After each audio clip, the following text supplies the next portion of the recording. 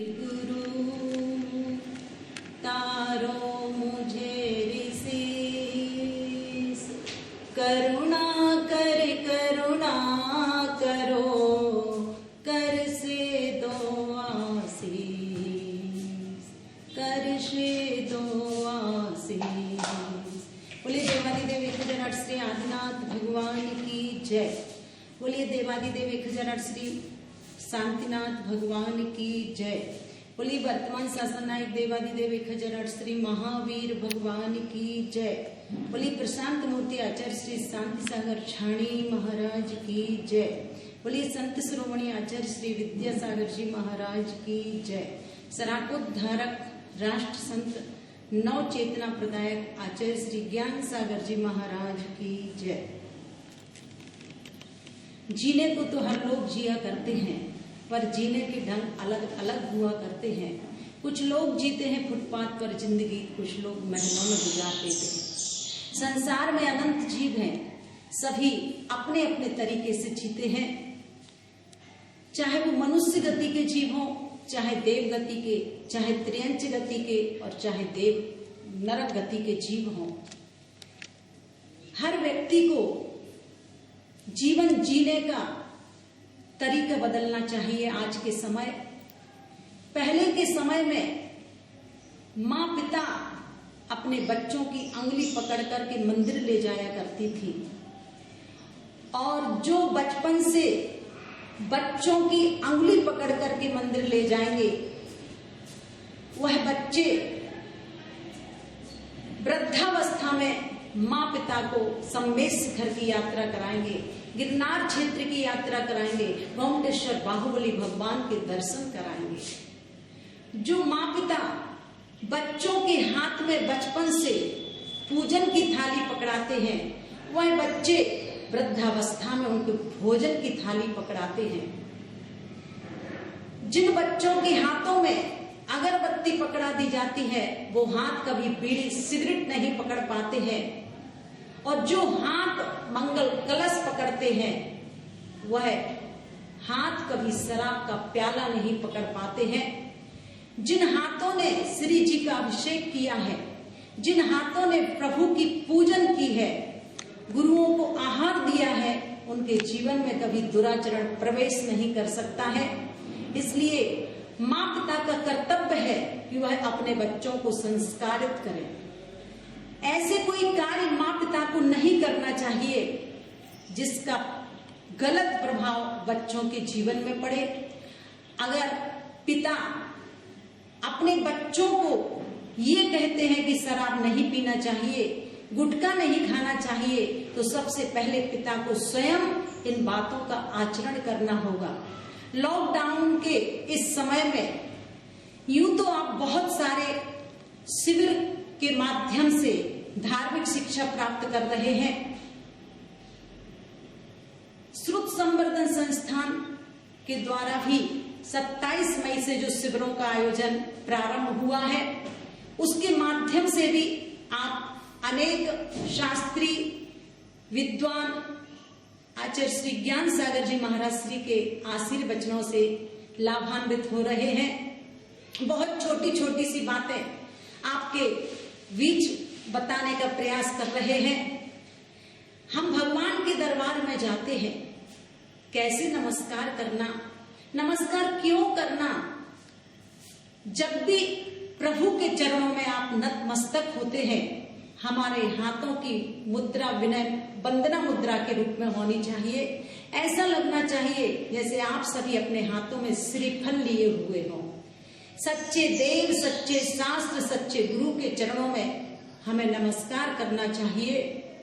नमस्कार करने का तरीका कैसा होना चाहिए? पुरुष वर्ग के लिए पंचांग मुद्रा में, यानी कि घुटना टेक करके नमस्कार करना चाहिए। उस समय उसका मस्तिष्क जमीन से स्पर्शित होना चाहिए।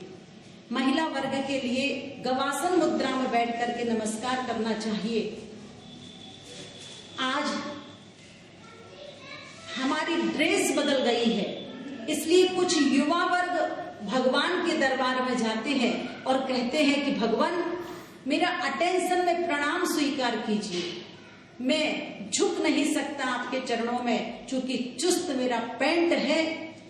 ऐसे युवा वर्ग से मैं कहना चाहती हूं कि 3 लोक के नाथ के चरणों में आकर के अगर आप नहीं झुक सकते हैं तो फिर अन्यत्र आप कैसे अहंकार विसर्जन का पाठ सीखेंगे। इसलिए जब भी आप प्रभु के चरणों में जाएं, बैठ करके नमस्कार करें, चूंकि प्रभु के चारों ओर से निकलने वाली ऊर्जा जो बैठ करके नमस्कार करते हैं उनको ही प्राप्त होती है। एक प्रश्न आपके बीच में रखना चाहती हूं, नमस्कार क्यों करना? संसारी प्राणी अलग अलग उद्देश्यों को लेकर के प्रभु के दरबार में जाते हैं। कुछ ऐसे व्यक्ति होंगे जो भगवान के चरणों में नमस्कार इसलिए करते हैं कि हे भगवान मेरी तिजोरी भर जाए। कुछ ऐसे दंपति होंगे जो भगवान के चरणों में नमस्कार इसलिए करते हैं कि हे भगवान मेरे पुत्र रत्न की प्राप्ति हो जाए। आचार्य कहते हैं कि सांसारिक आकांक्षाओं को लेकर के हमें भगवान के चरणों में नमस्कार नहीं करना है। प्रभु के चरणों में एक ही उद्देश्य को लेकर के नमस्कार करना है कि हे भगवान आपने जिन गुणों की प्राप्ति की है उन गुणों की प्राप्ति मुझे हो जाए। आप सुनते भी हैं वंदे तद्गुण लब्धे।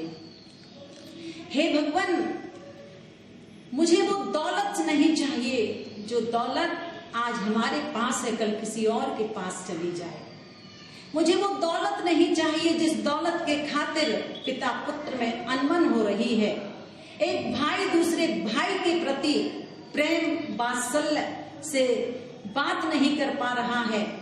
किसी की पंक्तियां हैं, अपनों को अपनों से भी यह दौलत दूर हटाती है, तृष्णा के कारण रिश्तों में एक दरार पड़ जाती है। धन्य वही जिसने जीवन में संतोषामृत पान किया, छोटी कुटिया में भी रहकर प्रभुवर का गुणगान किया, प्रभुवर का गुणगान किया। हे भगवान मैं आपके श्री चरणों में नमस्कार करते हुए मात्र एक ही भावना भा रहा हूँ, दुखक हो कम्मक हो बोहिलाओ सुगई गमनम समाहि मरणम जिन गुण संपत्ति बोधमच्छम। मैं वो अक्षय अविनाशी संपदा प्राप्त करना चाहती हूँ जो वास्तव में आपने प्राप्त की है। इसलिए नमस्कार करने का तरीका और नमस्कार क्यों करना चाहिए, इन सभी छोटी छोटी बातों की जानकारी हमें होना चाहिए। आइए श्रुत संवर्धन संस्थान परम पूज्य आचार्य श्री ज्ञान सागर जी महाराज श्री की प्रेरणा से स्थापित, जो कई वर्षों से गर्मी की छुट्टियों में बच्चों से लेकर बड़ों तक संस्कारों का शंखनाद हो, इस उद्देश्य को लेकर के शिविर लगाए जा रहे हैं।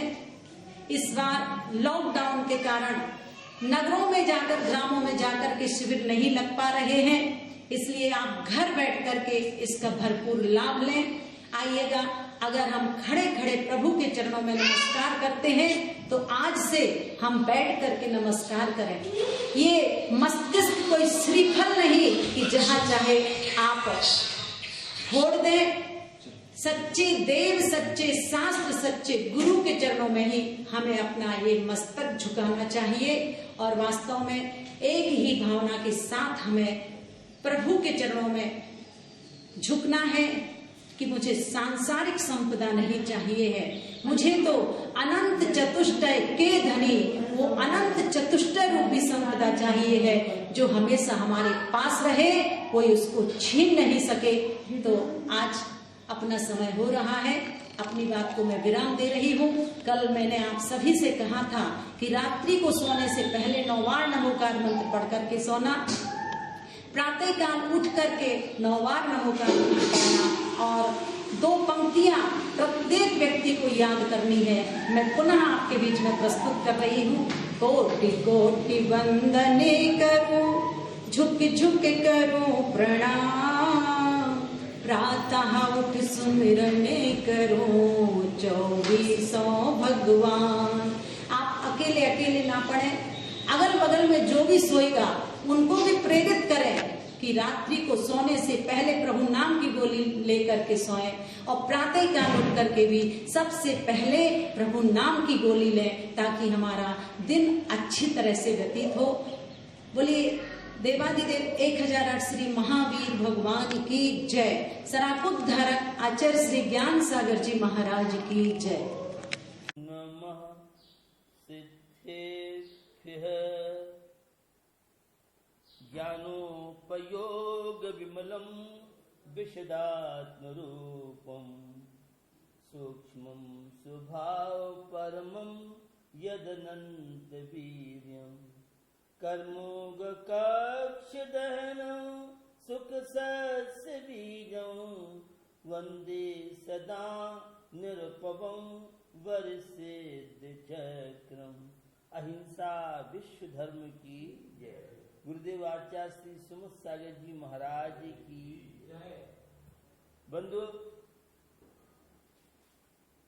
ई शिक्षण शिविर सुसंवर्धन संस्थान मेरठ के माध्यम से आप YouTube के माध्यम से विभिन्न क्लासों में शिक्षण प्राप्त कर रहे होंगे। ज्ञान दर्पण के द्वारा उन बच्चों को पंच परमेष्टि का सामान्य ज्ञान, परमेष्टि क्या है, तो जो परम पद में स्थित है, राजा महाराजा इंद्र के द्वारा जो वंदनीय हैं, वे परमेष्टि कहलाते हैं। 5 परमेष्टि होते हैं। नमोकार मंत्र में इन परमेष्टियों को नमस्कार किया है। यह नमोकार मंत्र अनादि निधन, अनादि काल से है और अनंत काल तक चलता रहेगा। यह नमोकार मंत्र की सबसे बड़ी विशेषता है। दूसरी विशेषता इस नमोकार मंत्र में किसी व्यक्ति विशेष का नाम नहीं लिया है। इस नमोकार मंत्र में 5 पद, 35 अक्षर, 58 मात्राएं आपके अध्ययन में बताया होगा। ये पंच परमेष्टि की भक्ति, इन पंच परमेष्टि का गुणगान, इन पंच परमेष्टि का स्मरण आप सामान्य न रखें। ये जो मंदिर हैं, ये मंदिर ऊर्जा के बहुत बड़े केंद्र हैं। जैसे एक मोबाइल के माध्यम आपके लिए बनता है, और मोबाइल जब डिस्चार्ज होता है तो आप अपने मोबाइल को चार्जर के माध्यम से चार्ज कर लेते हैं। ऐसे ये मंदिर हैं, ये जिनाले हैं, ये तीर्थंकरों की मूर्तियां हैं। ये हम सब सामान्य संसारी प्राणियों की जीवन रूपी बैटरी जो डिस्चार्ज हो गई है, उसे चार्ज करने के लिए ये मंदिर, ये जिनाले, ये मूर्तियां चार्जर का काम कर सकती है। मंदिर की अपनी अनेकों विशेषताएं। मंदिर एक हॉस्पिटल है। उस हॉस्पिटल में तन का ट्रीटमेंट होता है। इन मंदिर रूपी हॉस्पिटलों में हमारे तनावों का, मस्तिष्क का ट्रीटमेंट के लिए माध्यम बनते हैं। इसलिए मंदिर हॉस्पिटल है। ये मंदिर जलाशय है, स्विमिंग पूल। उस जलाशय में तो गर्मी बहुत पड़ रही है। मुझे नहीं मालूम आप जहां पर मेरी आवाज सुन रहे हैं, आपके यहाँ तो 45, 46 और 47 डिग्री की तैयारी चल रही है, तपा चल रही है आगे। तो गर्मी के समय आप बार बार पानी में डिटॉल डाल के और बार बार नहाते हैं, कितनी बार नहाते हैं, शरीर को तृप्ति मिलेगी। ये मंदिर बहुत बड़े जलाशय, नदी, तालाब, स्विमिंग पूल जैसा काम करते हैं। यहाँ आपकी आत्मा को शीतलता मिले। ये मंदिर विश्वविद्यालय है। आपके क्षेत्र में जो ही विश्वविद्यालय, वहां तो केवल डिग्रियां मिलेंगी, और यहाँ सुख और शांति, परमात्मा कैसे हम बन सकते हैं, धर्मात्मा कैसे बन सकते हैं, एक भारतीय नागरिक बनने के लिए क्या क्या हमारे दायित्व कर्तव्य हैं, तो ये सारी चीजें हमें मंदिर से सीखने मिलती हैं। मंदिर एक नेगेटिव विचारों को पॉजिटिव बनाने के लिए माध्यम बनते हैं। मंदिरों की बड़ी महिमा है। मनोवती की कथा आप सबने सुनी होगी। मनोवती एक नारी, और जिसने बचपन में नियम लिया, बचपन के संस्कार बचपन में काम करते हैं। ये देव दर्शन, ये पानी छान के पीना, रात्रि में भोजन नहीं करना, इन सब का वैज्ञानिक दृष्टिकोण से बड़ा महत्व है। अभी रिसर्च आई है कि ये सारी चीजें केवल स्वर्ग मोक्ष पुण्य तक नहीं, इन सब का संबंध आपके पारमार्थिक जीवन साथ लौकिक जीवन से है। इसलिए सभी बच्चे बच्चियों को रोज मंदिर जाना चाहिए। सुबह के स्कूल हो तो शाम को मंदिर जाएं, क्योंकि मंदिर से मेमोरी बढ़ सकती है आपकी, आपके परसेंट बढ़ सकते हैं मंदिर में जाने से। तो मनोवती ने बचपन में मंदिर जाने का नियम लिया। हम लोग तो चावल चढ़ाने में कंजूसी करते हैं। आपकी धारणा क्या है, ये चावल तो माली के यहाँ जाएंगे, ये बिल्कुल मानसिकता नहीं होनी चाहिए। वह मनोवती गजमोती चढ़ा करके और तब पानी पीती थी, तब भोजन करती थी। तो उस मनोवती ने प्रतिज्ञा ली थी, और जहां उसका पाणी ग्रहण हुआ, गजमोती चढ़ाने की व्यवस्था भी थी। घटना पूरी बताने का टाइम नहीं है।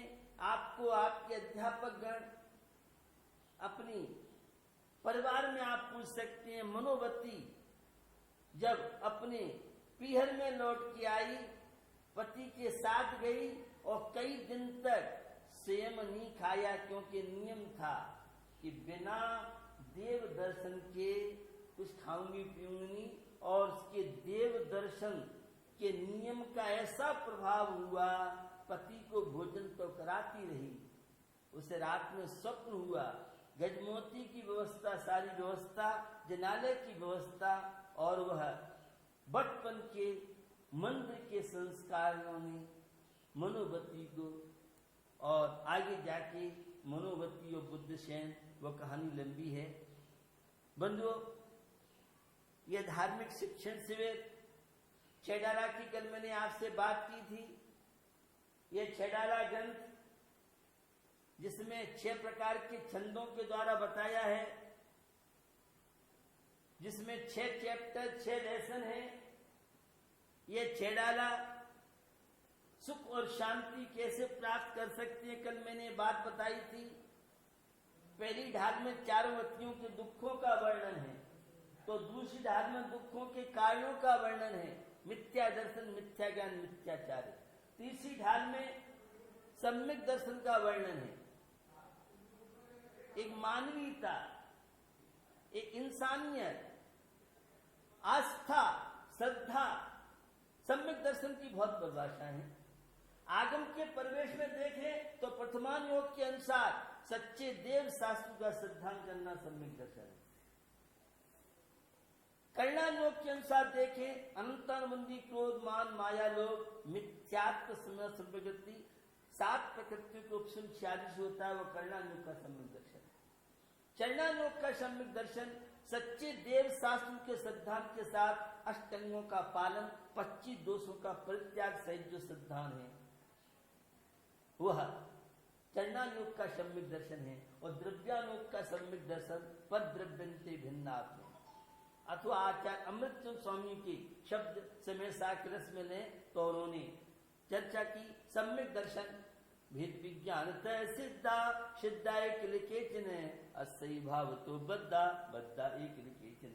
जितने मोक्ष गए हैं भेद विज्ञान के सद्भाव में, और जितने संसार में भ्रमण कर रहे हैं भेद विज्ञान के भाव में, तो निश्चय सम्यक दर्शन, व्यवहार सम्यक दर्शन, और बिना व्यवहार सम्यक दर्शन के निश्चय सम्यक दर्शन नहीं होगा। ध्यान रखें, स्वाध्याय प्रेमी जो ज्यादा आगम में रुचि रखते हैं उन्हें ज्ञात होगा कि यह सम्यक दर्शन चारों गतियों में हो सकता है, लेकिन संयम की पूर्ण साधना मनुष्य गति में होगी। और यह सम्यक दर्शन पहले व्यवहार सम्यक से होगा। सराग सम्यक तुमचे, वीतराग सम्यक तुमचे, तन्य सरगादि के महत्व आचार्य पूर्वा स्वामी ने सर्वाशक्ति में कहा है। सराग सम्यक दर्शन, वीतराग सम्यक की समय सार में जैसन स्वामी की तात्पर्य में, और सराग सम्यक दर्शन 6वें गुण स्थान 7वें के पूर्व भाग तक। वैसे तो सराग दशा जब तक कषाय चल रही है तब तक, लेकिन मैं बुद्धिपूर्वक अबुद्धिपूर्वक की दृष्टि से बचा रहा हूं। तो सराग सम्यक दर्शन, व्यवहार सम्यक दर्शन, परमात्म प्रकाश में आचार्य योगिन देव ने कहा, छायक सम्यक भरतादि ब्रह्मदेव स्वामी की जो टीका है उन्होंने स्पष्ट किया है, भरत छायक सम्यक दृष्टि वे भी व्यवहार सम्यक दृष्टि थे। जरूरी नहीं है छायक सम्यक दृष्टि सारे निश्चय सम्यक दृष्टि हो जाए। मुनि बनने के बाद फिर आपकी व्यवस्थाएं तो निश्चय और व्यवहार का सामंजस्य बिठा लें। तो 6 डाला में कि 30 डाल में सम्यक दर्शन की चर्चा, चौथी में आधे में सम्यक ज्ञान की, और आधे में 12 व्रतों की चर्चा, 5 अणुव्रत, 3 गुणव्रत, 4 शिक्षा व्रत। परिवार में रहते हुए, व्यस्त जीवन रहते हुए आंशिक संयम का पालना करके विकास कर सकते हैं। और 5वीं ढाल आसक्ति कैसे घटाएं। मुझे पत्नी से बहुत लगाव है, पति से लगाव है, मुझे संपत्ति से लगाव है, शरीर से मेरा बहुत लगाव है, बच्चों के प्रति बहुत ज्यादा राग है। राग को कैसे घटाएं। ये पंक्तियां कोर्स तो कम रहेगा लेकिन वो पढ़ेंगे। मुनि सकल वृत्ति बड़ भागी, भव भोगन ते बेरागी, बेरागी उपावन माई, चिंत अनुप्रेक्षा भाई। ये 12 भावनाएं बैराग के लिए कारण बन सकती। आसक्ति कैसे घटे, आपकी मूर्छा कम कैसे हो, ये मोह ममता राग द्वेष कैसे घटे, इच्छाएं कामनाएं कैसे आप घटें, उसके लिए हमारे यहाँ तो पहले भी बच्चों को राजा राणा छत्रपति हाथी के सवार ये रटाते थे, तब तो हम लोगों के समझ में नहीं आई। अब लगा ये 12 भावनाएं तो बहुत तनाव मुक्ति के लिए, नेगेटिव सोच को पॉजिटिव बनाने के लिए और समस्याओं के समाधान के लिए ये बहुत बड़ा माध्यम बनता है। तो चौथी ढाल में और 5वीं ढाल में बैराग की बात है, और 6ठी ढाल में मुनि धर्म, श्रमण संस्कृति और स्वरूपाचरण चारित्र, अरहंत तो शुद्ध परमेष्टि कैसे बनते हैं। तो निश्चित आप सब इस शिक्षित शिविर के माध्यम से जनवाणी का ज्ञान प्राप्त करेंगे। ये जनवाणी का पठन पाठन जो इस जनवाणी की सेवा में लगे हैं, इस ई शिविर के माध्यम से जो विद्वान पूरे देश के छात्र छात्रा, युवा युवती, आबाल गोपाल को जो ये सम्यक ज्ञान, श्रुतक ज्ञान, जनवाणी का ज्ञान करा रहे हैं, भैया ये केवल ज्ञान की प्राप्ति में कारण बनेगा। जनवाणी का पठन पाठन एक लवज कान में पड़ जाता है तो वह स्थिर जाता है, वह वीतराग धर्म, यह सम्यक ज्ञान स्याद्वाद अनेकांतात्मक शैली से।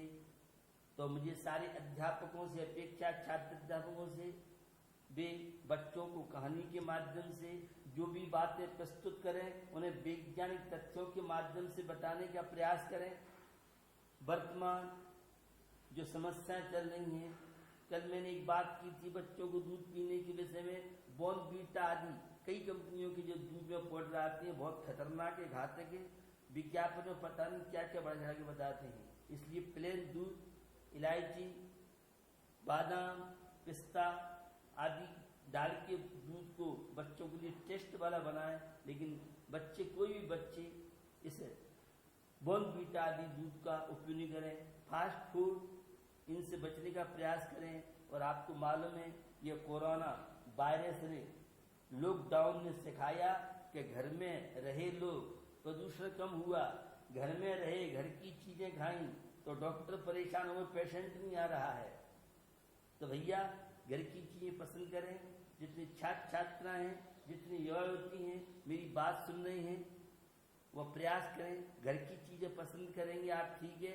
और रेस्टोरेंट तो होटल में ज़्यादा खाओगे क्योंकि बर्थडे डेट तुम्हें होटल में मनानी है, शादी की सालगिरह होटल में मनानी है। तो भैया इन सब से आप बचें और अपने जीवन में सात्विकता लाएं। तो शिक्षा शिविर के माध्यम से आप सम्यक ज्ञान प्राप्त करें और अपने मुक्ति पथ पर चलें। इसी पवित्र भावना के साथ अहिंसा विश्व धर्म की